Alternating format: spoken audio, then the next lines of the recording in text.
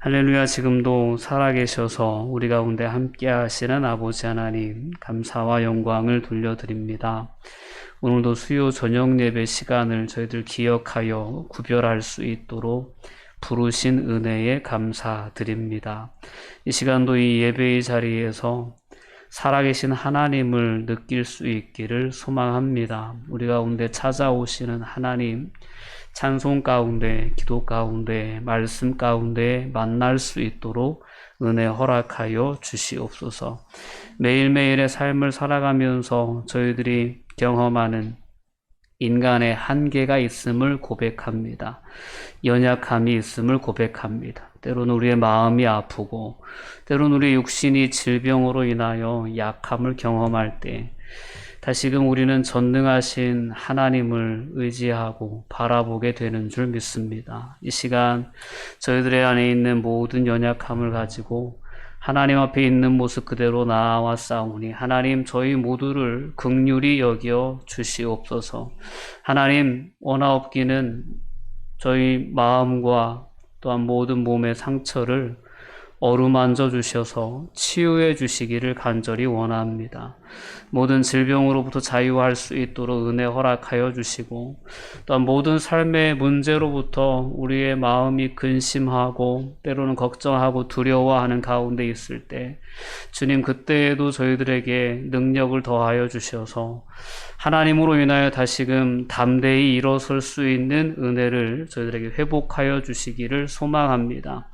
저희들에게 주어진 모든 삶의 현장을 하나님의 손에 내려놓습니다.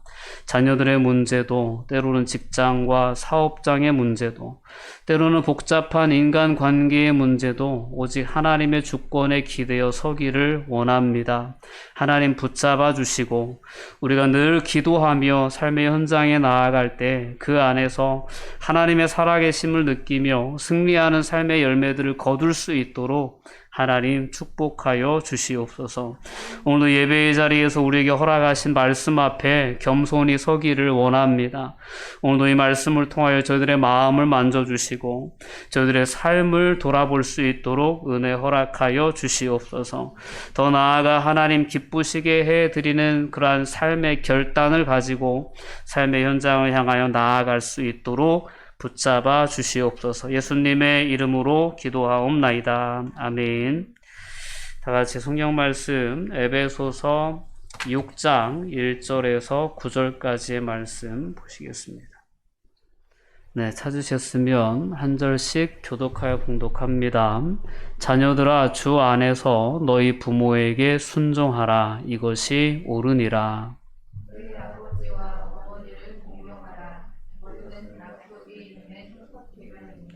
이로써 내가 잘되고 땅에서 장수하리라. 또 아기들아 너희 자녀를 외롭게 하지 말고 오직 주의 교훈과 훈계로 양육하라. 종들아 두려워하고 떨며 성실한 마음으로 육체의 상전에게 순종하기를 그리스도께 하듯 하라. 이가르만 하여 사람을 죽게 하는 자처럼 하지 말고 그리스도의 종들처럼 마음으로 하나님의 뜻을 행하고 기쁜 마음으로 섬기기를 주께 하듯 하고 사람들에게 하듯 하지 말라. 이는 각 사람이 무슨 선을 행하든지 종이나 자유인이나 주께로부터 그대로 받은 줄을 알미라. 상전들아 너희도 그들에게 이와 같이 하고 위협을 그치라. 이는 그들과 너희의 상전이 하늘에 계시고 그들에게는 사람을 외모로 취하하는 일이 없는 줄 너희가 알미라. 아멘. 네, 지난주에 함께 나눴던 부부에 관해 그러한 새로운 관계에 이어서 오늘 본문에는 자녀와 부모 그리고 또한 종과 상전의 관계가 어떻게 새로워져야 되는지에 대해서 바울 사도는 권면하고 있습니다. 오늘 본문의 말씀의 삶의 자리와 오늘 이 시대를 살아가는 우리의 삶의 자리는 그 간격이 너무 큽니다. 커서 오늘의 본문의 말씀이 특별히 종과 상전에 대한 그러한 말씀들이 우리에게는 해당 사항이 없는 것 같아 보입니다. 그러나 오늘 말씀을 통해서 그 권면 안에 담겨져 있는 그 진정한 의미를 우리가 함께 생각해 보고 그런 의미를 품고 또한 우리의 삶의 현장에 우리가 임할 수 있다면 하나님께서 우리에게 주시는 분명한 그 은혜로 인하여 우리가 살아가는 그 모든 삶의 자리에서 우리가 만나는 그 모든 만남들을 통해서 우린 또한 하나님의 영광을 드러내는 삶을 살아갈 수 있으리라 믿습니다. 특별히 오늘 본문 가운데서 우리가 주목하게 되는 것은 자녀들에게 주는 메시지가 있다라는 것에 주목해야 합니다. 당시의 어린이들, 특별히 이 로마 제국의 어떤 그러한 문화가 팽배해져 있는 그러한 상황을 살아가는 그러한 시대 속에서 어린 아이는 상당히 귀찮은 존재였었다고 합니다. 로마의 문화가 좀 악해서 그럴 수 있겠지만 로마 제국 안에서는 원치 않게 태어난 아기는 버릴 수 있었답니다. 요즘으로서는 상상할 수 없는 일이죠. 때로는 약하고 기형인 아이가 태어날 가능성이 있지 않습니까? 그러면 죽였다고 합니다.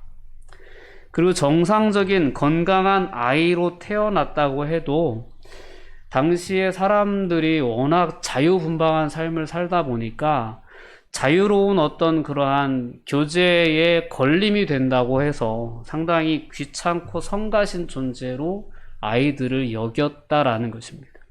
자, 이러한 문화적인 배경 가운데에서 사도 바울이 세상은 이렇다 할지라도 그리스도인 공동체 안에서는 우리가 이렇게 살아야 된다라는 메시지로 주신 메시지가 본문의 말씀입니다.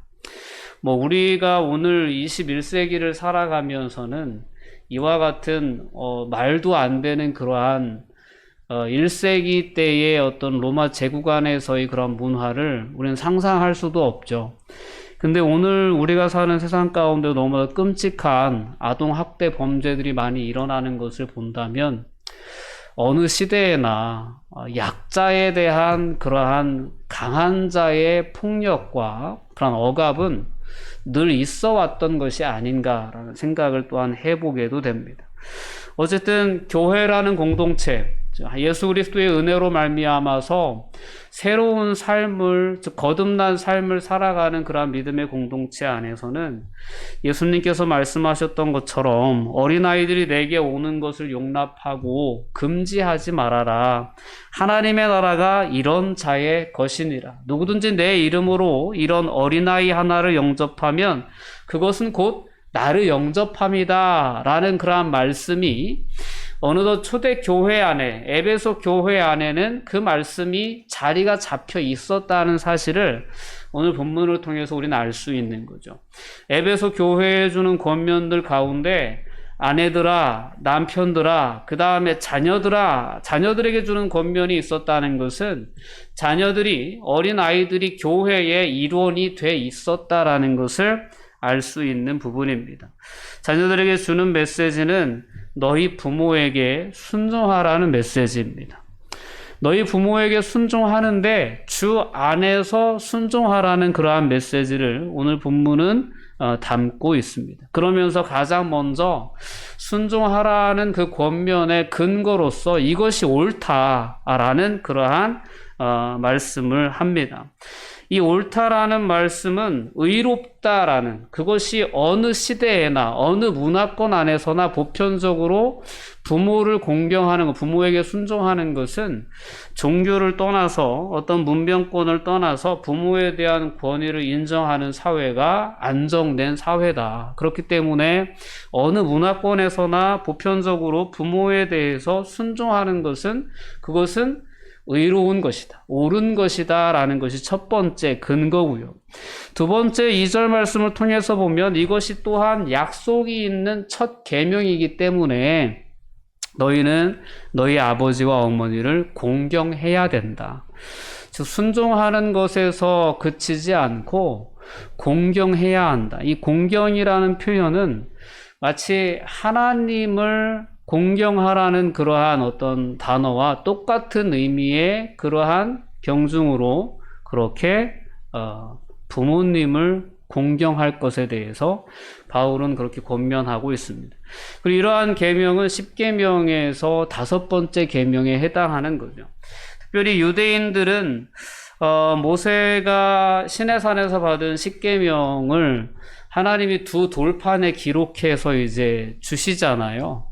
근데 이 2 돌판을 5계명씩 기록돼 있다고 그렇게 여겼습니다. 근데 이것이 무슨 의미가 있냐면 이러한 배열은 우리는 이제 흔히 10계명의 계명을 1계명에서 4계명까지는 하나님을 향한 계명으로, 그리고 5계명에서 10계명까지는 인간 대 인간의 계명으로 그렇게 나누는데 유대인들은 그렇게 나누지 않았다는 거죠.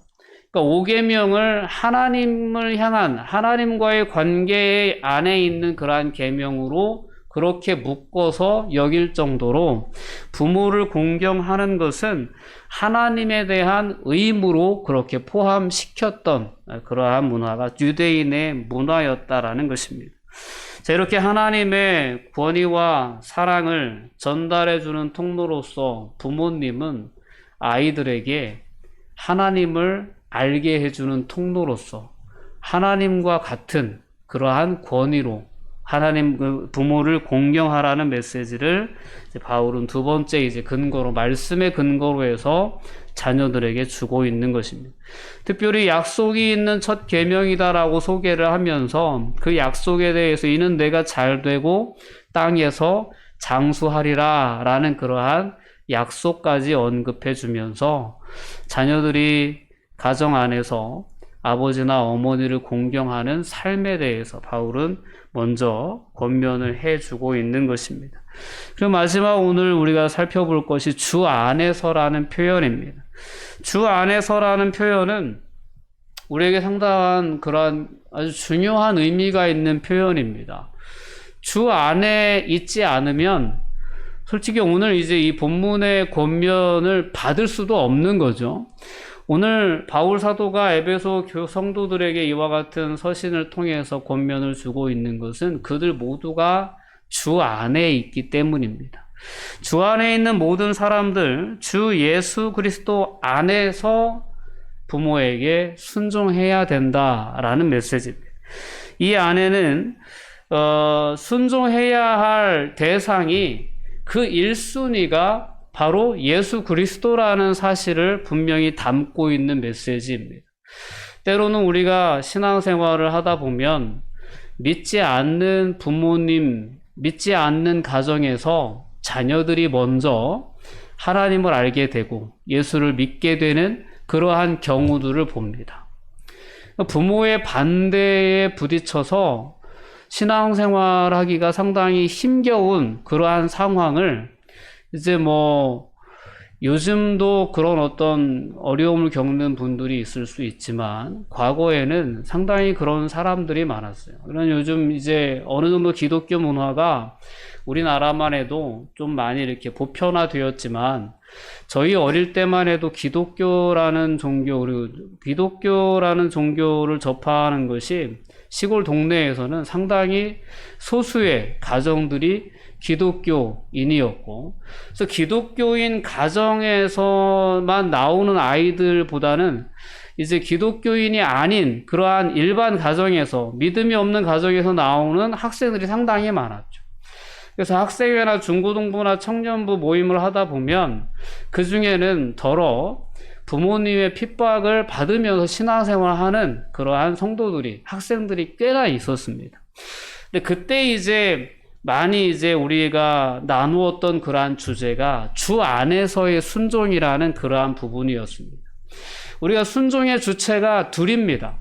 하나님께 순종해야 되고 부모님께 순종해야 합니다. 근데 제1의 주체는 하나님이시다라는 것을 우린 분명히 기억해야 합니다.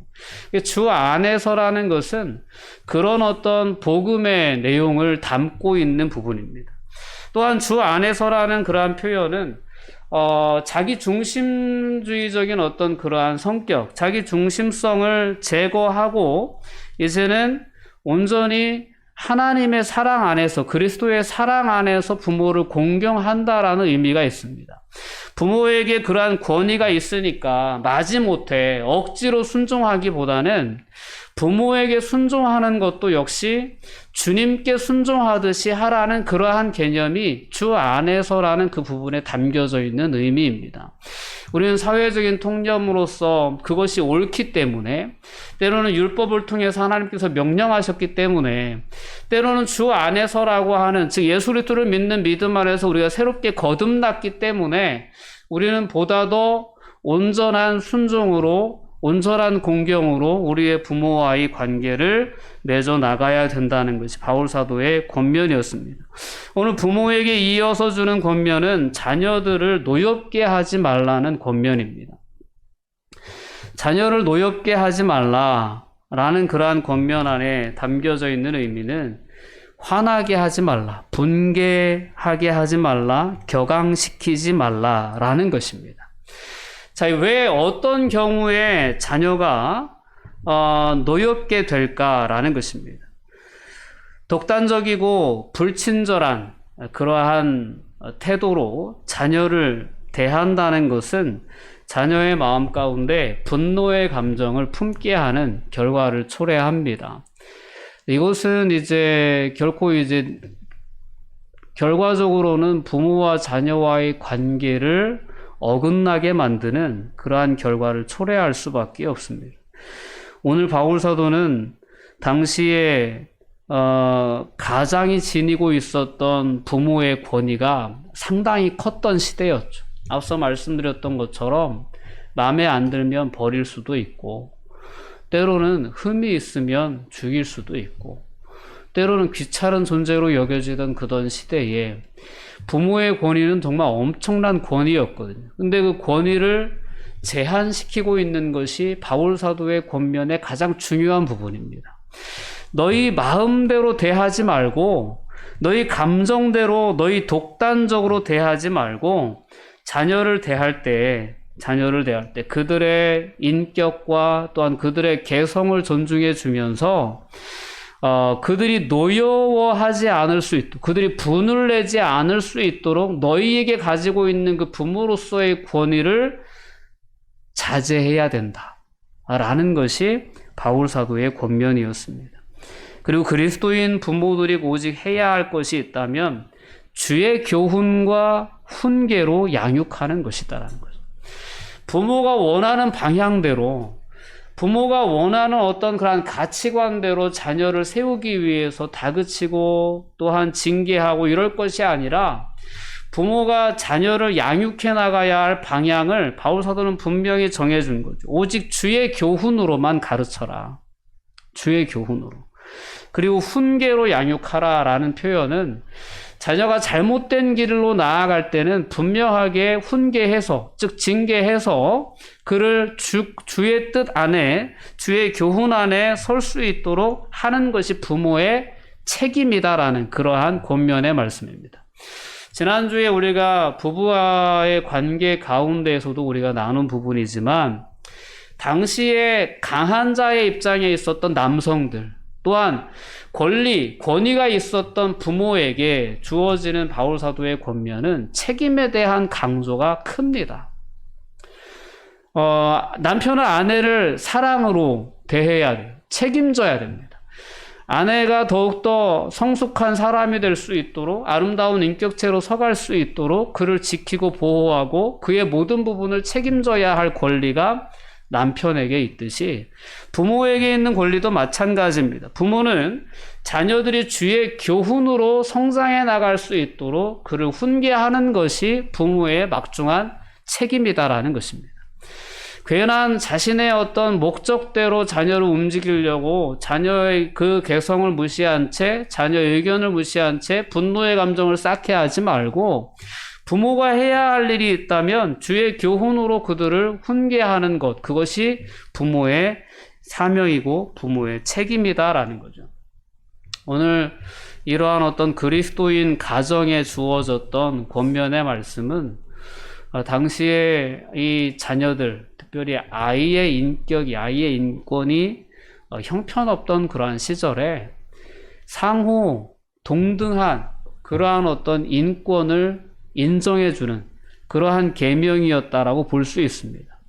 이 모든 말씀들은 5장 21절 말씀과 다 연관됩니다. 그리스도를 경외함으로 피차 복종하라.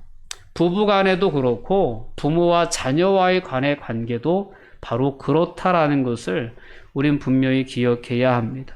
그래서 오늘 우리가 살아가는 그러한 시대 가운데에서 한편으로 너무 또 치우쳐진 부분이 있다면 훈계하지 않는 부분이 아닌가 싶습니다.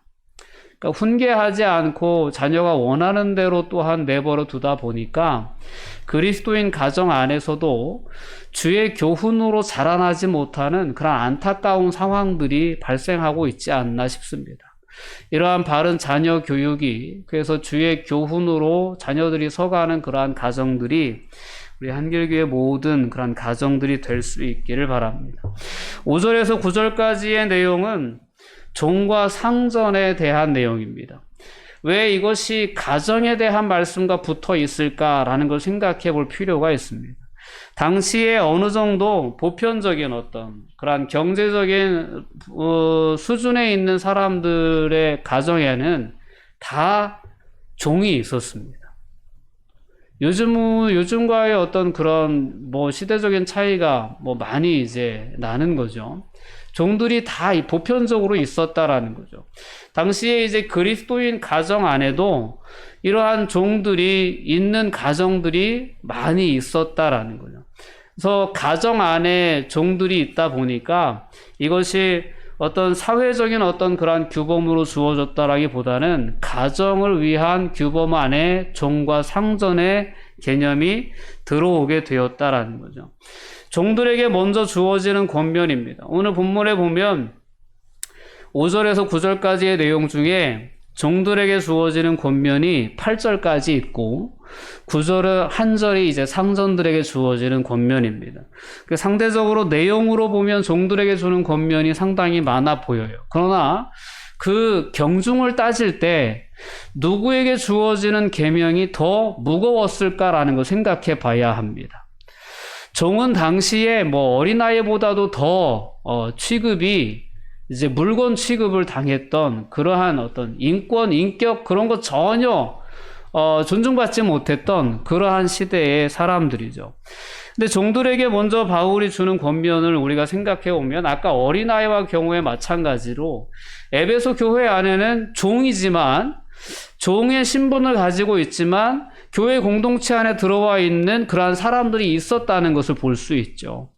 그리고 기독교 공동체라고 하는 것이 앞서 에베소서의 1장의 3절까지의 내용을 살펴보았지만 이제는 완전 새 사람이거든요. 새로운 공동체예요.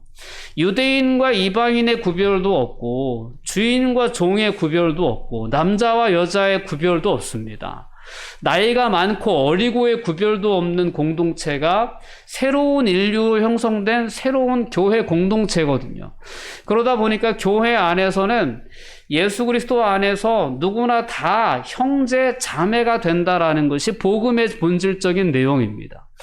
그렇게 이제 교회라는 공동체는 모든 세상의 그런 어떤 관계를 뛰어넘은 그런 새로운 공동체거든요. 그러다 보니 교회 안에는 종도 있을 수 있고 주인도 있을 수 있다라는 거죠. 바울 사도가 주는 권면은 뭐냐면 그런 거예요. 주인들에게 그런 거죠. 오늘 9절 말씀에 보면 상전들아 너희도 그들에게 이와 같이 하라는 것은 앞서 종들에게 주었던 그 내용을 똑같이 주인도 종들을 대할 때 그렇게 대해야 된다라는 것입니다. 오늘 5절에서 9절까지 담겨져 있는 가장 중요한 메시지는 평등에 대한 메시지입니다. 상당히 충격적인 메시지죠. 당시 로마 사회에서 돈을 주고 사고 팔 수 있는 물건, 때로는 포로로 잡혀오면 그렇게 전락하게 되는 종의 그런 신세. 근데 교회 안에 있는 공동체에게 바울이 준 것은 서로 평등한 관계다라는 거죠. 우리는 다 하나님 앞에 서 있다라는 그러한 사실을 오늘 본문의 말씀을 통해 바울은 분명히 깨우쳐주고 있는 것입니다.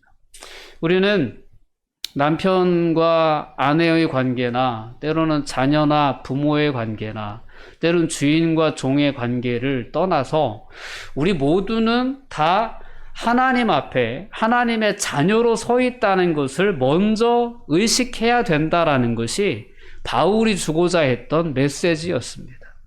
내가 지금은 종일 수 있고 내가 지금은 주인일 수 있다. 그러나 우리 모두는 하나님의 심판대 앞에 서게 될 것이고 하나님은 우리 각자가 행한 대로 우리의 행위에 따라서 우리를 심판하실 것이다라는 것이 바울 사도가 주는 메시지였습니다. 그래서 종들에게 주는 메시지를 먼저 보면 너희들 상전들에게 순종해라. 근데 그것을 상전에게 순종한다고 생각하지 말고 주님께 순종한다고 생각하며 상전에게 순종을 해라. 우리의 모든 삶을 하나님이 보신다라는 거죠. 오늘 우리가 세상을 살아가면서도 우리에게 필요하고 우리에게 회복돼야 할 가장 필요한 어떤 그러한 신앙은 하나님의 임재 앞에 나의 삶이 있다라는 그러한 신앙관입니다. 내가 어떤 자리에서 어떤 자격으로 어떤 직책으로 삶을 살아가건 내가 아랫사람을 대하건 윗사람을 대하건 그 모든 삶의 현장에서 내가 우선적으로 그 사람과의 관계를 떠나서 하나님 앞에 나의 삶이 지금의 이 삶이 있다라는 것을 의식하고 살아야 된다라는 것입니다. 죽게 하듯 하라는 그 표현이 그런 표현이에요. 야, 사람 앞에서 사람의 눈만 의식하고 내가 행동하지 말고 늘 어떤 삶을 살아 어떤 행동을 하든지 주님 앞에서 사는 것처럼 살아라라는 것이 종들에게 주신 메시지입니다. 그리고 그와 같이 상전들아 너희도 그들에게 그렇게 해야 된다라는 것이죠.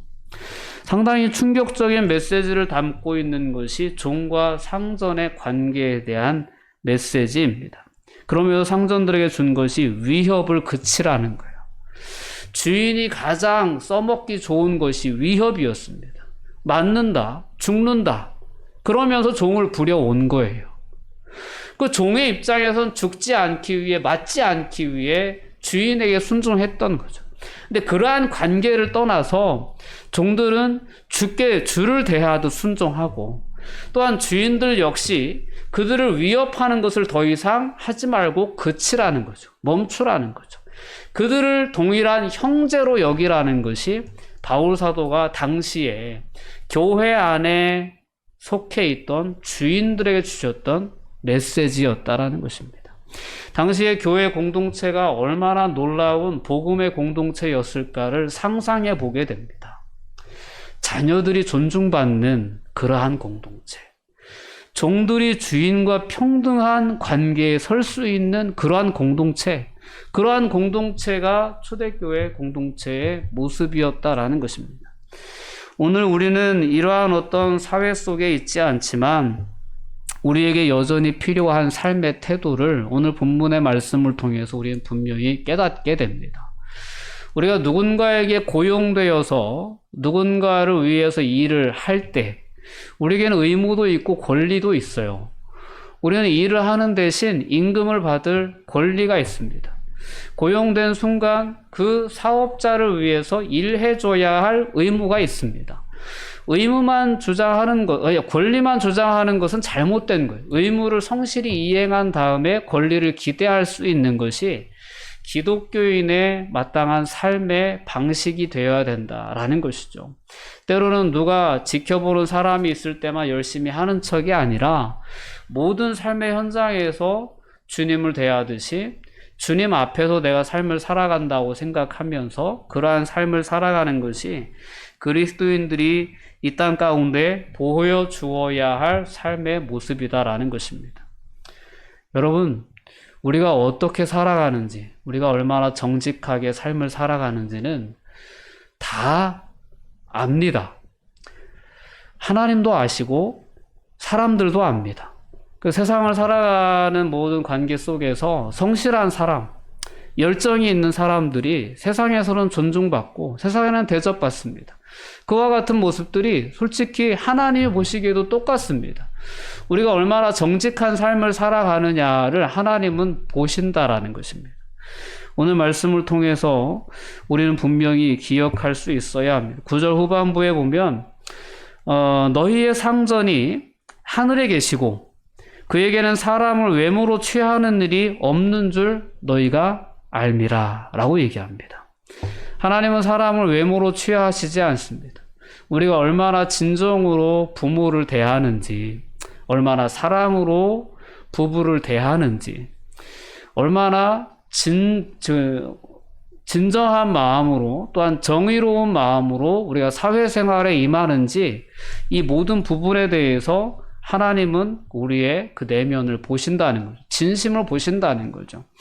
그 하나님의 시선을 의식하고 삶을 살아갈 수 있다면 부부 관계가 되었든 부모와 자녀와의 관계가 되었든 때로는 주인과 고용인과 어떤 그러한 노동자의 어떤 그러한 관계에 있든가 그 모든 관계를 뛰어넘어서 우리는 이러한 하나님이 원하시는 삶의 방향을 가지고 나아갈 수 있게 될 줄 믿습니다. 여러분들이 가정에 계시든 어디에 계시든 이 하나님의 임재의식 가운데 여러분들의 삶을 세워나갈 수 있었으면 좋겠습니다.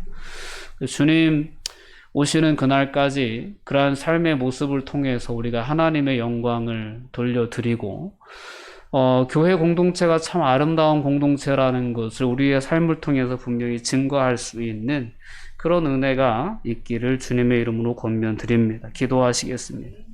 사랑과 은혜가 충만하신 아버지 하나님 감사와 영광을 돌려드립니다. 우리가 예수 그리스도를 믿고 하나님의 자녀가 되어 맺어가는 모든 인간관계는 이 세상에서 이야기하는 그러한 인간관계보다 더 높은 그러한 기준이 있어야 됨을 오늘 말씀을 통하여 깨닫습니다. 하나님, 사랑으로 서로를 대할 수 있게 하여 주시옵소서. 진정으로 존경하고 공경하는, 순종하는 그러한 태도가 저희들의 삶의 태도로 자리 잡힐 수 있도록 붙잡아 주시옵소서. 우리가 이제 사회생활을 하면서 겪는 모든 관계 가운데서도 진심으로 정의롭게 행하는 그러한 삶의 모범을 보일 수 있도록 저희들을 붙잡아 주시옵소서. 하나님의 영광을 가리우는 자가 아니라 하나님의 영광을 드러낼 수 있는 통로들로 서갈 수 있도록 붙잡아 주시옵소서. 어떤 삶의 자리에서든지 하나님의 임재의식 가운데 저희들이 삶을 살아갈 수 있다면 우리는 그 삶을 통하여서 서로를 세우고 서로를 살리고 또한 함께 공동의 선한 뜻을 이루어 나갈 수 있는 그런 삶을 살아낼 수 있으리라 믿습니다. 그러한 열매들로 저희 모두의 삶이 풍성해질 수 있도록 이끌어 주시옵소서. 예수님의 이름으로 기도하옵나이다. 아멘.